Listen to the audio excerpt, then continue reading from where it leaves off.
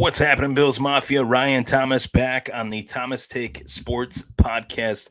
Another episode of my Buffalo Bills post-game reaction show, recapping all things that went down during today's Buffalo Bills game as the Buffalo Bills clinch a playoff spot with a 29-15 victory over the Atlanta Falcons. And I'm happy to say that I'm back on the show. I'm feeling a lot better than what I did a few days ago. I've been battling. I think I got COVID. I think I did. I tested negative, but I might have tested too soon. And I think I got it. I felt pretty much every single symptom that you could have of anything over the course of the last week. Last week, after the New England Patriots game, I was down and out. I was out. I was out cold, just no energy to do anything. Couldn't even keep my eyes open. And I really, really missed being on the show, recapping, what would have been a solid recap of a big win last week over the New England Patriots to give us control of the AFC East division and to give us momentum, positive momentum heading into what was ultimately another solid win by the Bills. A win is a win. Was it an ugly win? Yes, a 29-15 win over the Atlanta Falcons. That doesn't exactly register with me when I thought about this game, when I previewed this game. In my mind, I thought this game was going to be a blowout. I thought this game was going to be an easy victory for the Buffalo Bills, and it wasn't.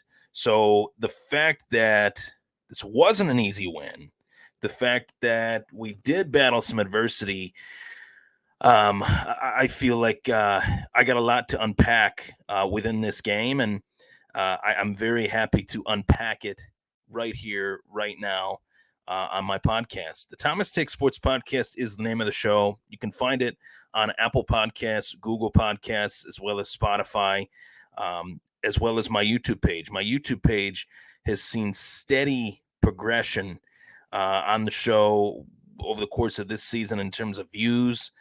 But subscribe. That's really where you're going to get the majority of the content that I put out is by subscribing, getting that subscriber notification, whether it's a notification on your phone or through YouTube when you go onto YouTube, and seeing and hearing any and all content that I put out. I put out a lot of different stuff. This isn't just a Buffalo Bills show. This is a sports show. I cover the Buffalo Sabres. I cover mixed martial arts and boxing.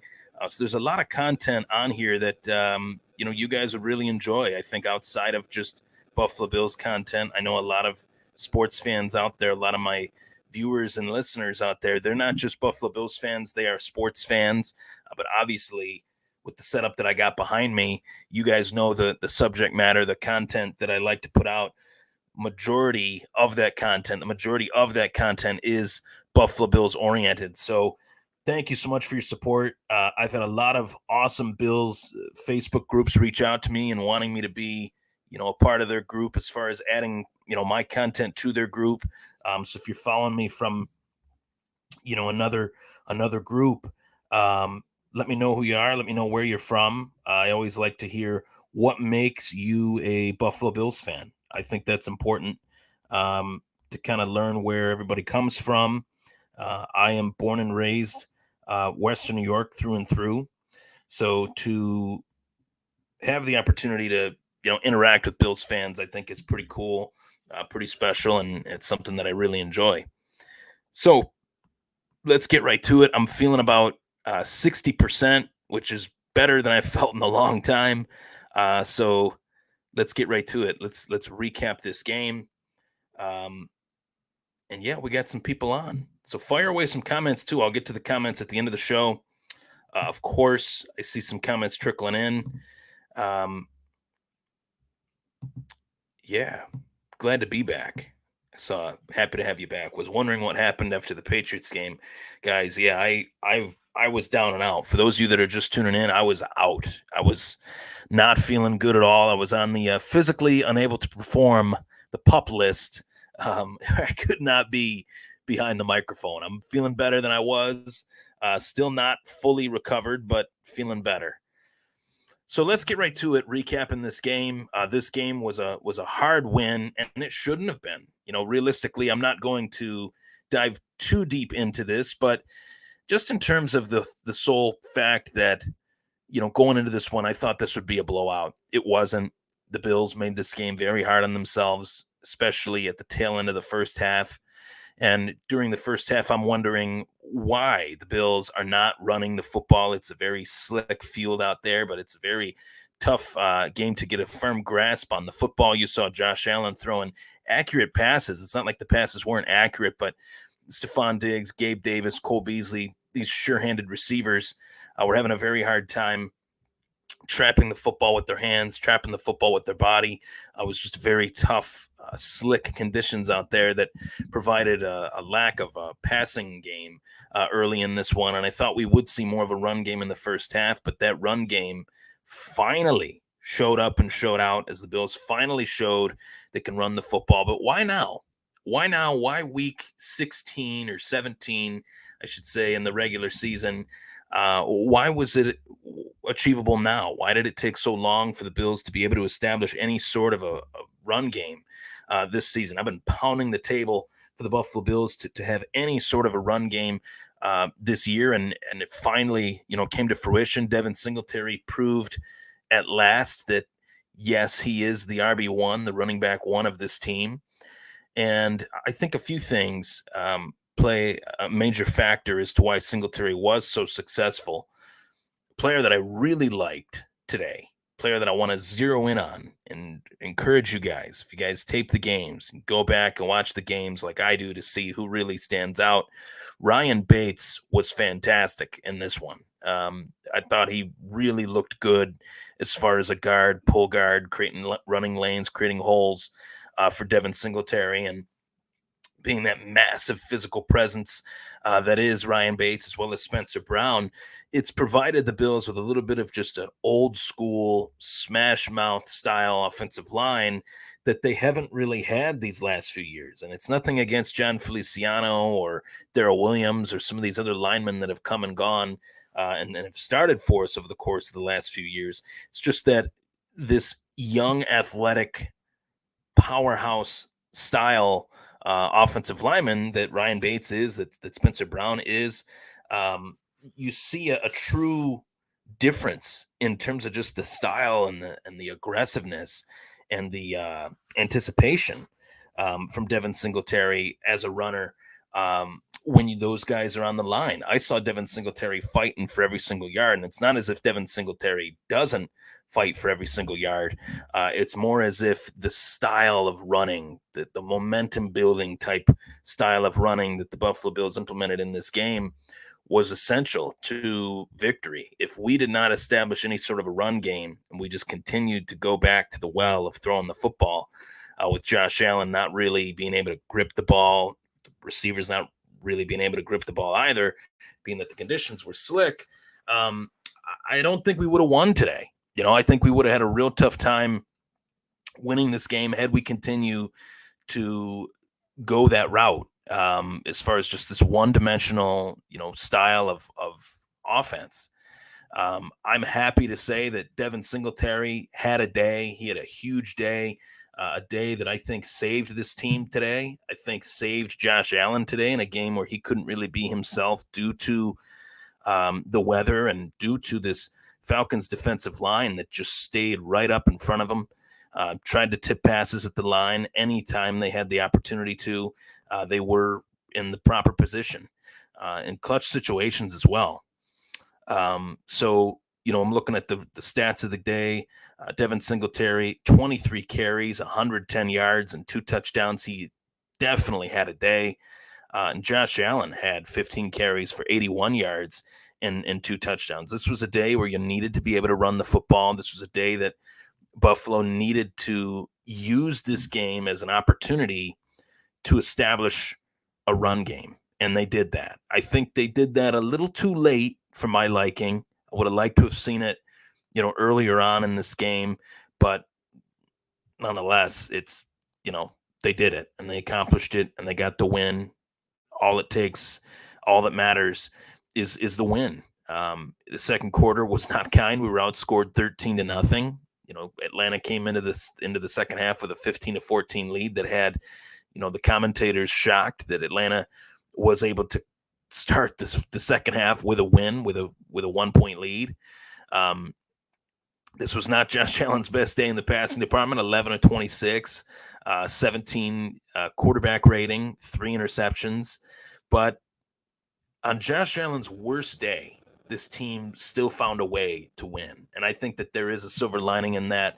It's not necessarily a moral victory take there, but it is a silver lining in the sense that you would think if Josh Allen's not going to play well, the Bills have a very, very slim chance at winning the football game. But he didn't play well, and they still found a chance to win, found a way to win. They put themselves in position to win, and this defense played really clutch today. Guys that really made an impact. I will say this was Tremaine Edmonds, one of Tremaine Edmonds' better games this season. I've been really hard on Tremaine Edmonds this season, and you guys know why. You guys have been tuning in every week, know why. But Edmonds, to me, has just been instinctually regressing as a middle linebacker. But today, I thought he played really well. You had sacks galore on this team. Harrison Phillips had a sack. Eddie Oliver had a sack. Teron Johnson had a sack. Gregory Rousseau had a sack, and due in large part to Harrison Phillips, who was fantastic today. Mario Addison had a sack. So to see a solid front pass rush, that's something that the Bills Mafia, you guys, myself included, we've been clamoring for that. We've wanted to see more of a pass rush in terms of just generating pressures, creating pressures that lead to sacks, creating pressures that lead to a quarterback making a mistake, leading to a quarterback forcing a throw or throwing the ball, into an incompletion even. That was a factor in this game that I was very happy to see. I know Atlanta's had a tough time protecting Matt Ryan really all season long, but hey, we saw it, we wanted it, we saw it, and we have to, throw that out there. Now, where do the Bills stand as far as the AFC conference standings? I posted today that the Bills are currently the 4th seed in the AFC. The Cincinnati Bengals came away with a 34-31 victory over the Kansas City Chiefs. It bumped the Chiefs down to the 2nd seed. It propped the Titans up to the number 1 seed as the Titans come off of a solid, victory over the Miami Dolphins. And the Buffalo Bills moved up, or obviously stayed pat, I guess you could say, with the 4th seed. The Bengals moved up to the 3rd seed. So this is going to be very interesting in the home stretch here, as now the Colts drop down to the 7th seed, and the Las Vegas Raiders jump up from the 9th seed to the 6th seed with a win over the Colts. That was a big, big win. And right now I'm watching the Los Angeles Chargers as they're taking on the Denver Broncos. The Chargers are the 8th seed. They're at 8-7. So we'll see what happens there. This is going to be very, very interesting in terms of, how this shakes out. I had a 6-team parlay bet on the AFC East with the Bills getting that division, bet on the AFC North, the Browns winning that division prior to the season, bet on the Chiefs winning the AFC West, the Bucs winning their division, more on them later. And it's safe to say every bet that I made, if I would have just stood pat with 5 divisions, a $10 bet would have won me like $400 or $500. But instead, I bet that AFC North, that damn AFC North, where the Browns really let me down. And looks like I'm going to lose $10. But hey, it is what it is. In the first half, I do feel that cute Dable made a return. There were plenty of moments where the Bills could have just put it in the end zone or could have just ran some normal, natural plays. And instead, they were running rinky-dink, cute flickers and fakes. And I don't like that. I've talked about it a lot on this show. And I feel like Dable runs out of ideas when he runs out of ideas to provide a simplified, balanced offensive game plan.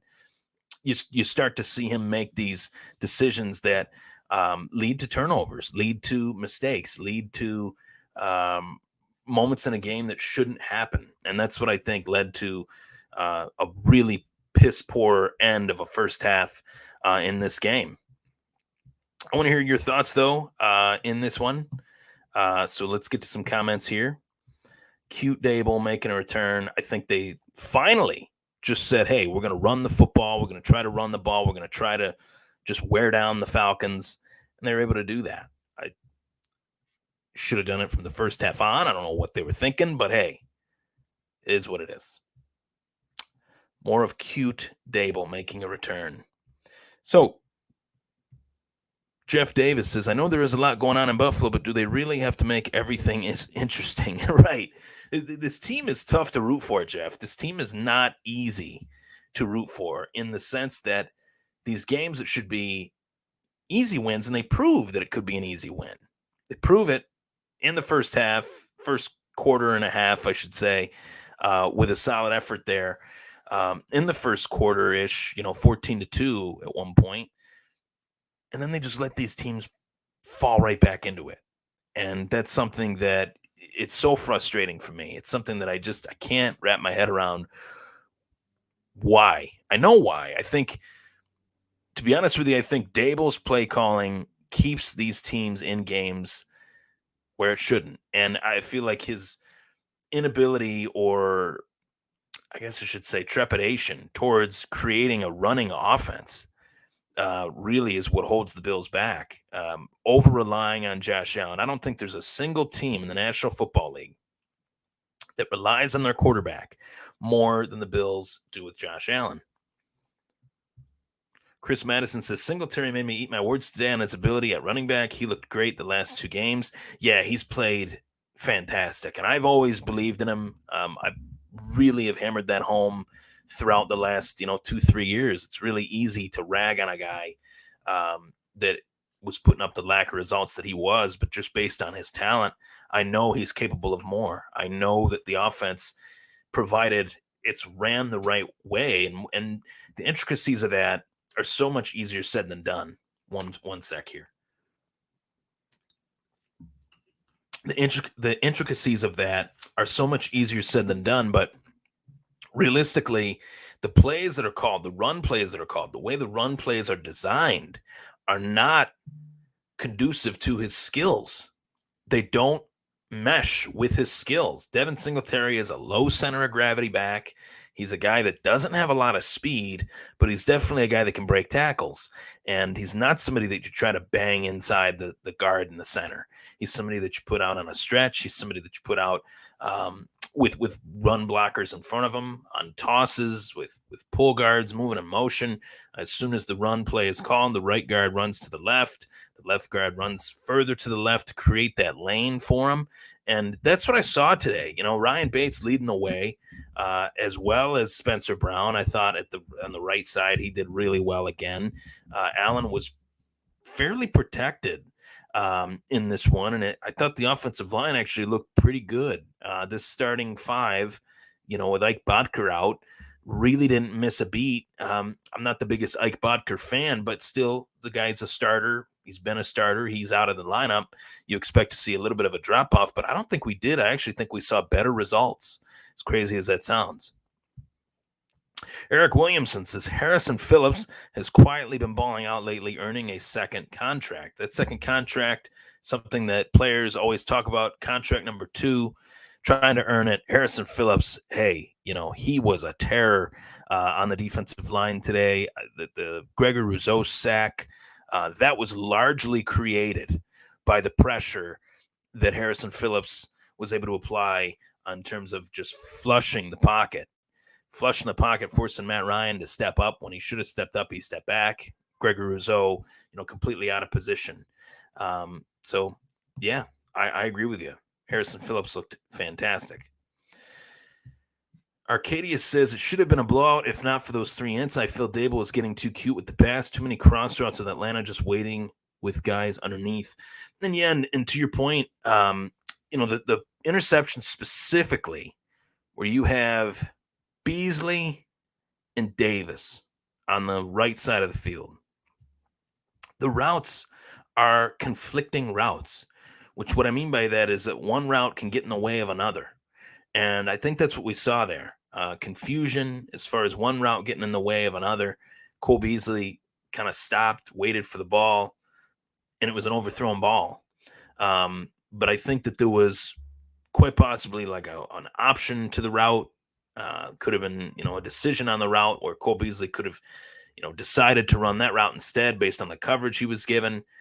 I'm not quite sure, but there was definitely a miscommunication there, and I think that Allen just made a bad throw. He is human, but I definitely understand your point there that the routes were conflicting.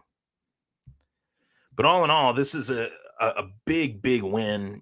I can't say that I'm over elated with the win. I feel like it should have been a better win, but at the same time, a win is a win, and we're heading into the finale of the season, week 18. We can clinch the AFC title next week against the Jets, who are a very tough team.